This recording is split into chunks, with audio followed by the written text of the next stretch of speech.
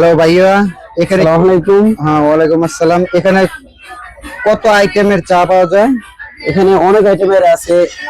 মাটির কাপড় হচ্ছে কি আপনার তান্দুরি হবে, তান্দুরি মালাই হবে, তারপরে তান্দুরি বাদাম হবে, স্পেশাল মালাই চা হবে, আর হচ্ছে ওয়ান টাইম হচ্ছে কি আপনার দুধ চা, মালাই চা, তেঁতুল চা, রোজালা অপরিচিত ফুলের চা হবে, হেলদি চাও আমাদের এখানে পাওয়া যায়। এমনি তান্দুরি আপনারা কত করে নিচ্ছেন? হ্যাঁ, তান্দুরি হচ্ছে 50 টাকা, আর তান্দুরি মালাই হচ্ছে আপনার 60 টাকা, তারপর হচ্ছে তান্দুরি বাদামও 60 টাকা। এটা অনেকে স্পেশাল ইয়ে করে অনেক দাম রাখে, আমরা ওটা করি না।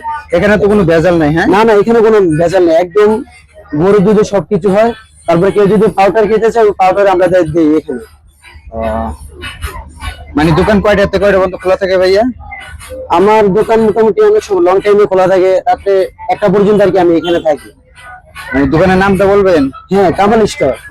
নীলা মার্কেট 1 নম্বর পরিচিত কামাল স্টোর। এই কামাল স্টোরে কোথাও নাই। মানে কোনো ভেজাল হবে না? না না, এখানে একদম অর্গানিক যেটা পাওয়া যায় এটা আমাদের কামাল স্টোরে পাওয়া যায়। এখানে অন্যান্য জায়গার দিকে সবাই চা খায় প্রতারিত হয়, আমাদের এখানে একদম স্পেশালি পাওয়া যায়।